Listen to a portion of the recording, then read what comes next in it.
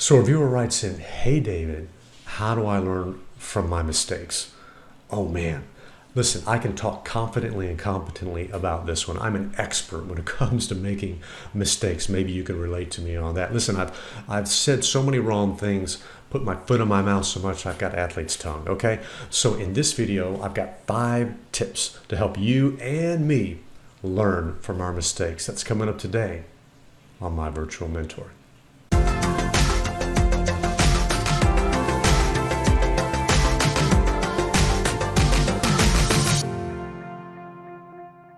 Hey my friend, it's David. I lead men to go further, faster in their faith in Jesus Christ on this platform. If you're new to this YouTube channel, man, welcome. I'm so glad that you found us. You know, every week I just take on questions from men who maybe they didn't have a dad in the home to teach them how to tie a tie, shake a hand, drive a manual transmission, or change a tire, you know, and didn't have them teach them the spiritual basics, life skills, practical nuts and bolts of what it means to be a fully developing follower of Jesus. So I'm just putting out these videos. Instead of going to Google or YouTube, man, we're going to the Word of God to get our answers, okay?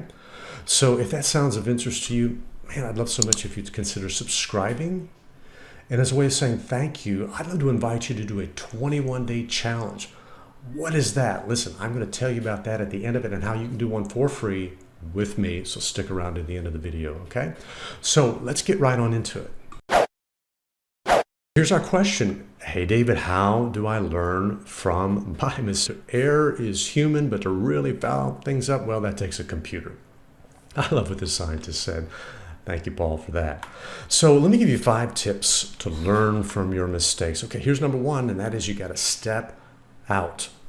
Listen, I don't want you to be intimidated or fearful of making mistakes. You got to step out to find out. You know, it reminds me of Peter in the boat with the other disciples. You know, Jesus walks by.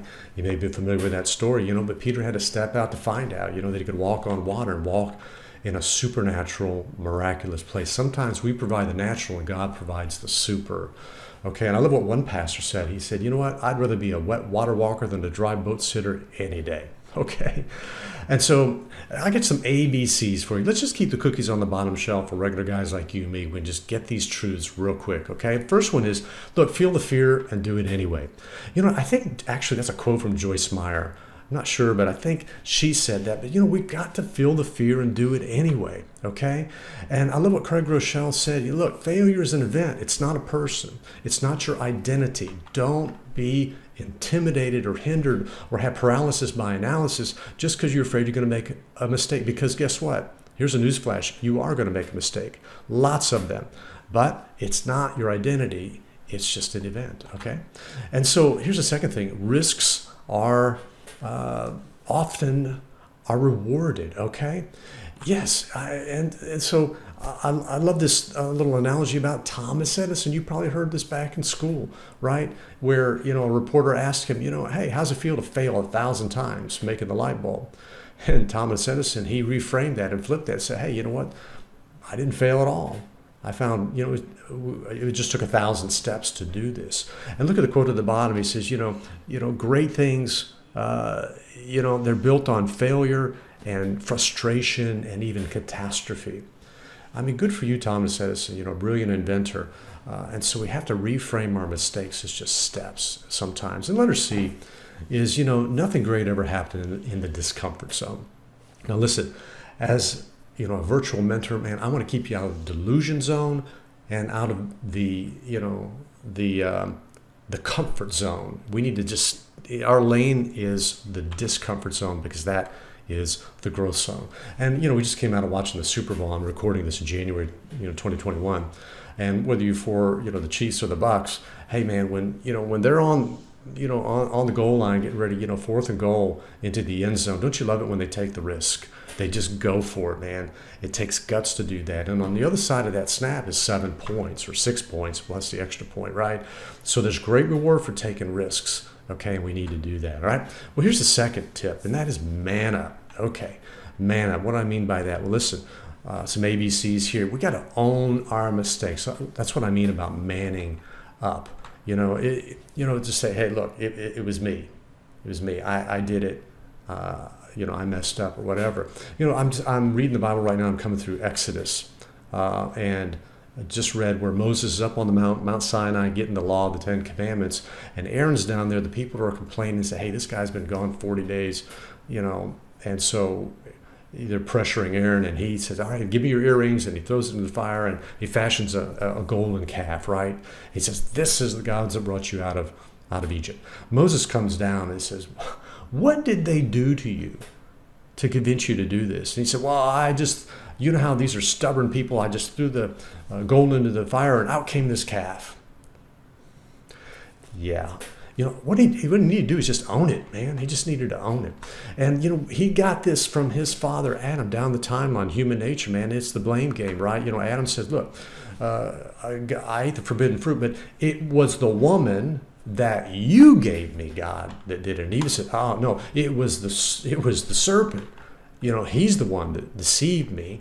And the serpent, well, one pastor said he just didn't have a leg to stand on. Okay. So here's letter B, and that is, tell on yourself. Tell on yourself, man. Just man up and own your mistake, man. And just tell on yourself. Don't try to hide it. Just call your boss up and say, I've done this. I've called my pastor up. It's like, okay, Pastor Ron, I haven't committed adultery and I'm not calling you from jail, but I've messed up and I've offended somebody in the congregation. Okay. That's a little weird example, but listen, you're just telling yourself there is no future in trying to hide your tracks. Just be honest straight up to do that. James 5:16 exhorts us, just confess your faults one to another and pray for one another. Why? Because you may be healed. There's healing in that. Okay. So that's a good approach to doing that. And then letter C is, just take responsibility. Take responsibility. What does that look like? Well, it's like, okay, phrases like, I'll fix it. I'll clean it up. I'll pay for it. I'll make this thing right. Okay. Those are man up statements. Okay. All right. Here's the third tip, and that is evaluate. Man, this is a big little word right here. Evaluate. So you can have the vision and the goals, and you can execute them, but then you need to evaluate them, right? You need to look over your shoulder in the rearview mirror and evaluate, how did that work out, okay? And so I love what John Maxwell says. He says, experience is not the best teacher. Evaluated experience is, okay? And he's dead on that one, right? So here's some ABCs for you. First is, perform an autopsy. When you make a mistake, perform an autopsy. He said, okay, how'd this thing die? What happened here? And I love the way the military does it. You military guys, about the AAR, the after action review. When you get into a theater of war, what happened? What were the casualties? What was the equipment loss? What was the personnel situation? Did we gain ground? Did we lose ground? They do an after action review, perform an autopsy, so to speak. But you need to rethink it. And how did we arrive here in this mistake? The second thing is huddle up with your inner circle. Okay, you need to have an inner circle of guys that can point out your blind spots, that can give you constructive advice. They like you. They're not going to leave you. They're for you and not against you. Okay, and then letter C, is always fail forward. Use it as a stepping stone, not a stumbling block. Get better, not bitter, when you make a mistake. Okay, and here's a couple of case studies of people about failing forward. Judas Iscariot did not do that. He and the next guy I'm going to tell you about essentially did the same thing. They denied Christ and betrayed him. Judas Iscariot experienced and felt remorse, and he went out and he hung himself. Okay, and Simon Peter also denied Jesus, right? But instead of remorse, he repented. Remember in the Bible it says he went and wept bitterly. Okay. And Jesus restored him and chose him on the day of Pentecost to preach the sermon. 3,000 people got saved. Okay? And so those are two different ways, different scenarios about people who didn't and did fail forward. Okay? And here's the fourth thing, and that is adjust. Man, this is another big little word. Adjust. Okay? Here's some ABCs for you. Get used to it, making adjustments. I'm telling you, like this guy on the soundboard here, life is a series of continual, constant, never-ending tweaks. All right, it is what it is. That's what it's going to be. So get used to it and don't freak out when you have to make the adjustments. Letter B, and that is leverage it. Come on, just use it for your advantage. When life gives you lemons, make lemonade. I remember I saw that on a high school board, like, I don't know, 45 years ago, or whatever it was, and so that is such good advice. Grandma told you that. Make lemonade when life gives you lemons. And then letter C is just build on it, just build on the ruins, man. Just like, great things are built on foundations. Well, some of the foundations are mistakes. And so you just build on what you can and just build on your knowledge base, okay? And then number 5, step out. Well, wait a minute. We've already talked about this at the beginning. Yes, I want to repeat it. It's the same thing, man. This is a cycle. You're never going to stop making mistakes. So you need to feel the fear and do it anyway. You need to recognize that risks are often rewarded. So go ahead and take the shot. And then you just need to just accept the fact that nothing great ever happens in the comfort zone, and get into the discomfort zone, right?